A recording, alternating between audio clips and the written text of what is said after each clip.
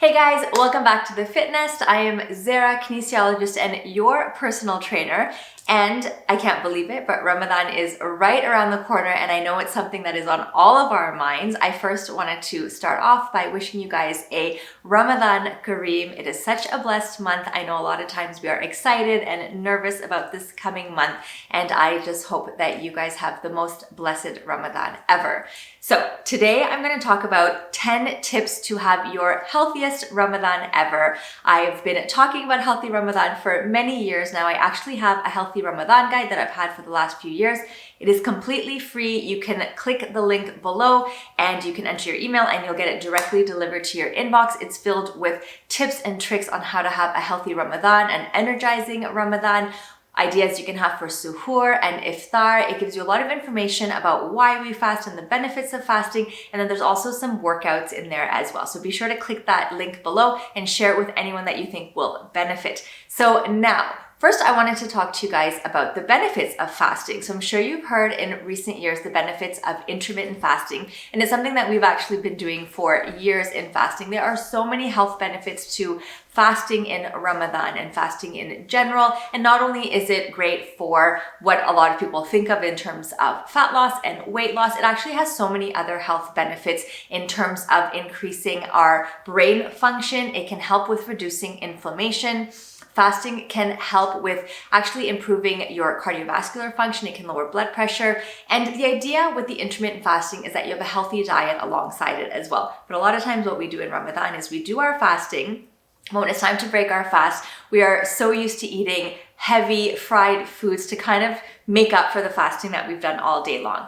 It's been so nice to see a shift in that in the last couple of years of people wanting to just really reap those benefits of fasting and have a healthy Ramadan so that you can feel more energized during Ramadan and you can just feel better overall in your fast and when you're taking time in the night to pray as well. So what I want to cover in this video today is 10 tips on having your healthiest Ramadan ever. So I asked over on my Instagram about what questions you guys had about having a healthy Ramadan, and I took all the questions, and a lot of you guys had similar questions, and I came up with these 10 tips. These are going to really help you do as many as you can. If you can do all 10 of them, that's great. If you can only focus on a few, it'll definitely help you towards having a healthy Ramadan. All right, so let's get started. So tip number 1 is to plan ahead. And like any healthy habits you want to create, it's really important to have a plan and to plan ahead. Now, what I think is really important is for you to sit down and think of what you want to achieve this Ramadan. I know a lot of you guys have health goals if you're watching this video, but we have spiritual goals, we have mental health goals, and I really think it's important to think of it as overall what you want to achieve in this month. I know for me, I'm so looking forward to going back to mosque every night, seeing my community, doing the prayers, taking the kids for their Quran lessons, and I really want to make sure that I have time for that. So I know that if I plan my meals, if I do a little bit of prep, with my meal prep, I won't be spending so much time in the kitchen. I also know I want to make sure that I'm getting good amounts of sleep because I know for me in Ramadan, sleeping is really important, and a lot of times you kind of forget about that as the month goes on. And I really want to make sure that I don't feel overwhelmed. So planning ahead really helps me. So make sure you're planning ahead, and we're going to be talking about meal ideas. I'm going to be giving you guys recipes. So if you can sit down and think about, 5 or 6 suhoor ideas, 5 or 6 things to have ready when it comes to iftar times, like soups and salads that you can make quickly, those things will really help you plan for healthy meals, and you'll feel a little bit more relaxed as Ramadan comes in and we get into week 3 and 4 when we're feeling really, really tired.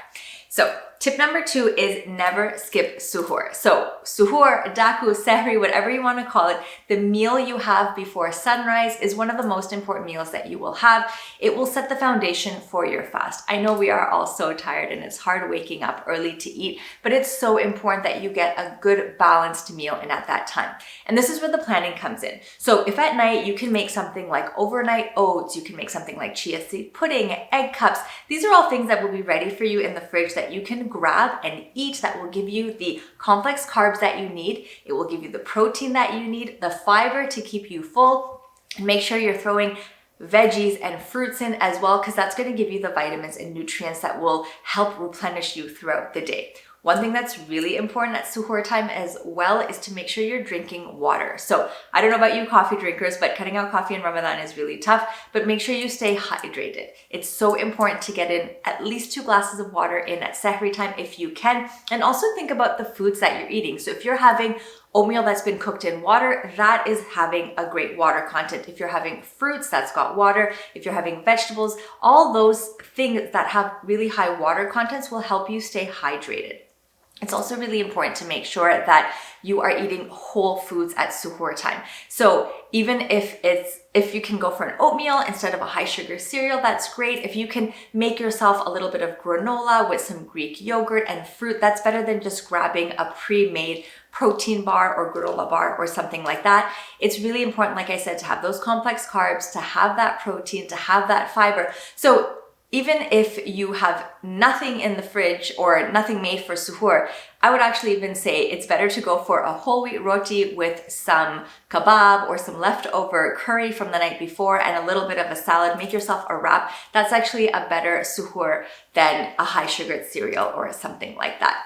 So make sure you're getting your suhoor, having whole foods, getting in your complex carbs, your proteins, and your fiber is going to ensure that you have a lot of energy as you continue on with your fasting. Tip number 3 is to stay hydrated. I've mentioned it before when we talked about suhoor, but staying hydrated is so important in Ramadan, and it's tough because our window of eating is very small, and obviously you can't drink while you're fasting, but staying hydrated will help you so much in terms of making sure that you're not grabbing for foods that are high in sugar, high in fat. Make sure that you are hydrating your body, because a lot of times what we're feeling is thirst instead of hunger. So I really recommend breaking your fast with 2 glasses of water. At suhoor, having 2 glasses of water, so you've already got 4 glasses of water there, and then fitting in another 4 glasses of water throughout the evening.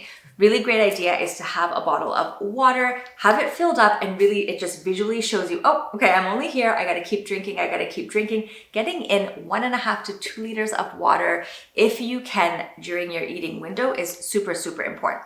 That may seem like a lot, but remember, a lot of the foods that you're eating can be super hydrating as well. If you're having something like chia seed pudding or chia water, that can increase the hydration. If you're having lots of fruits and vegetables, if you're having smoothies, if you're having salads, all those are foods that are packed with hydration that will add to that. Also, when it comes to hydration, cutting down teas and coffees is important as well, because those are dehydrating to you. So instead of having a tea or a coffee, what I would recommend is having herbal teas. The herbal teas will it's a nice change from the water. Sometimes you want something warm because you're used to your chai in the evening, and the herbal teas are a great way of getting your hydration in as well. Tip number 4, and again, I mentioned this with suhoor, is having whole foods. Now that might seem like a lot of cooking, but again, these meals can be super simple. They can be meals that you normally have throughout the year for dinner as well. But whole foods are going to give you so much more benefit than having processed foods as well. So still have the foods that you love, but again, try to have them in a healthier version. So if you buy samosas from a restaurant that are fried, try to make them baked at home, or you have the mixture of the meat that gives you the flavor, but again, have that with some lettuce instead, so that you're still getting the flavors that you want. You're making the food so you know what's going inside of it, and then it gives you a little bit of an option to have a little bit of substitute. So again, instead of frying, you can bake or air fry. You can substitute, white rice and white roti for whole wheat roti and brown rice. So having whole foods is going to ensure that you're getting all the nutrients that you need while you're fasting as well. Tip number 5 is to try and stay away from refined sugar and processed foods as much as you can. And I'm talking super packaged foods like pops and those sugary drinks we love to order late at night. I'm talking about packaged bars, things like that we sometimes grab because they're quick and easy, but those processed foods are definitely usually higher in sugar, and they're not packed with nutrients. So you're getting calories, but you're not getting those nutrients that will actually make you feel really good. Sugar as well, we tend to have it later in the night, so we're not moving as much, we're going straight to bed. Sugar can disrupt our sleep as well, so try to cut out sugar as much as you can. Have naturally occurring sugars more that come from fruit, honey, maple syrup, things like that. So you still get those sweets and that sweet feeling, but you're not having the sugar.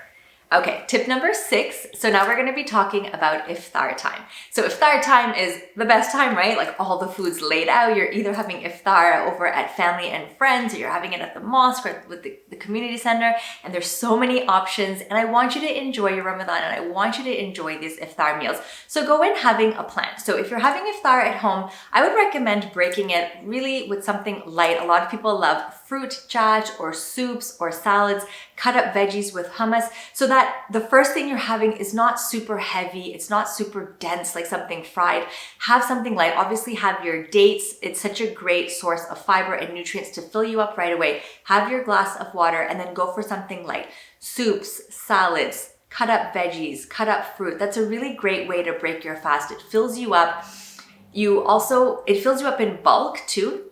So take your time, have that, take a little breather, go do your salah, and then come back for your iftar. So you've started off with something light. It's not going to make you feel heavy. You've had a little food in your system so that when you go back to have your dinner and your full iftar, you're going to be a little bit more mindful of what you grab. Sometimes if the first thing you grab is something fried and something heavy, it doesn't process as much. It's a really high amount of calories that get into your body really quickly. And before you know it, you've had a lot. You feel full, you feel tired. And so having something light to start off your iftar, I promise you will make a huge difference in the food choices you make and how you feel after iftar. Because I know a lot of times we tend to feel really tired and lethargic after iftar, and that's because we're having something really heavy and then it's taking our body all that time to digest it because it hasn't eaten food for the last 12, 15, 16 hours, and then all of a sudden we give it something super heavy to digest. It's a lot on our system. So go with something light for iftar time.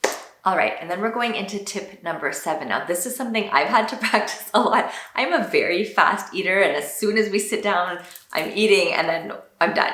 And I really have been practicing this the last few years, and I'm focusing on this year, is to eat mindfully and to eat slowly. So whether we're just sitting as a family and we're just so hungry, we're just scarfing food down, or I'm sitting at the mosque with friends and family and we're chatting and I'm just eating, try to be a little bit more mindful of the food that you're putting into your body. I know it's super tempting to try a little bit of everything because you've got this huge spread, but as you look at the food, be mindful. Say, I'm gonna have some salad, there's samosa and spring rolls and kebab. You know what? I'm gonna pick one of those things that I really enjoy and I'm gonna truly enjoy it instead of having one of each and just eating it really quickly because I fasted all day.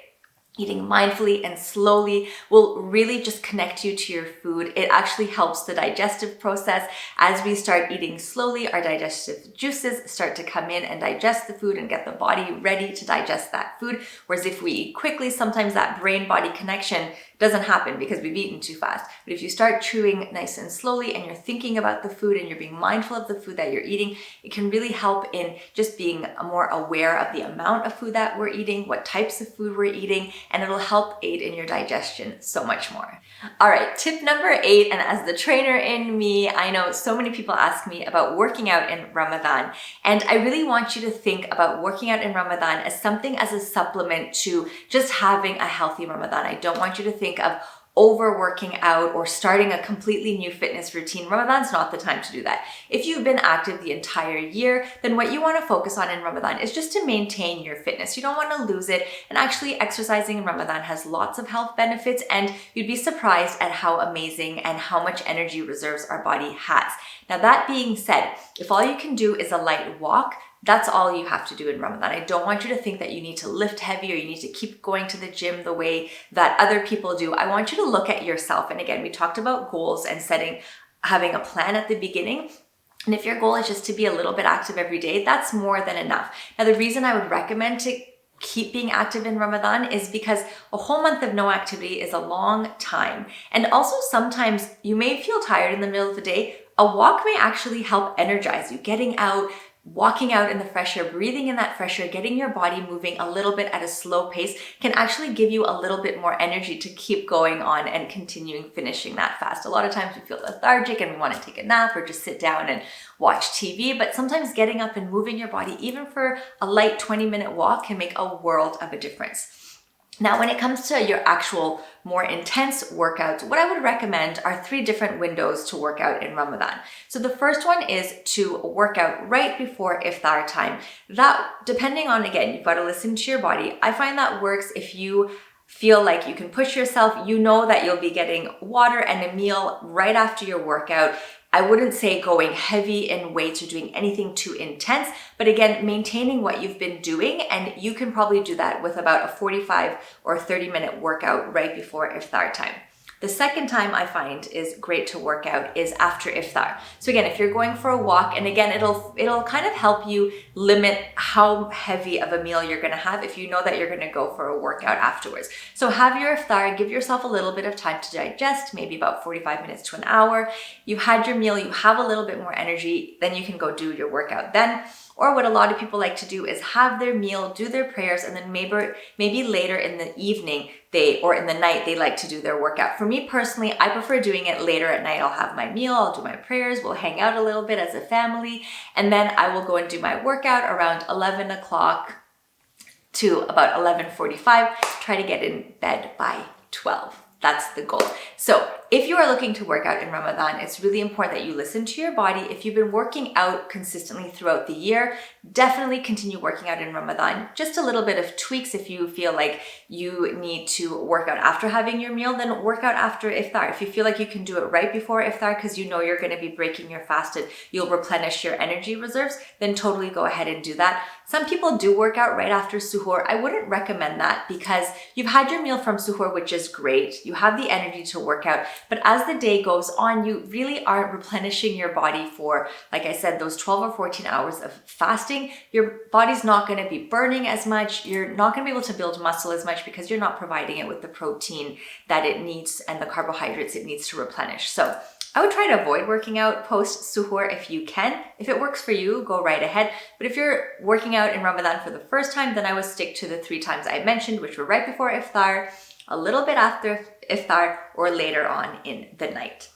Now, that brings me to tip number 9, which is really hard in Ramadan, and especially as Ramadan is like, in the spring and summer, but try to get in that rest. It is so important. It's so important for your body to function on proper sleep. Now, I know we can't get that full 8 hours of sleep that we love because we do wake up for suhoor and we are up later. But if you can get a good chunk of like 6 hours in, it's really important to do that. Prioritize sleep. I know it's so tempting to have those late nights with family and friends. And if you're gonna do that once a week, that's totally fine, but try not to make that a daily thing because your sleep can really get messed up and that can just affect your health overall in Ramadan and feeling energized or having any type of energy in Ramadan.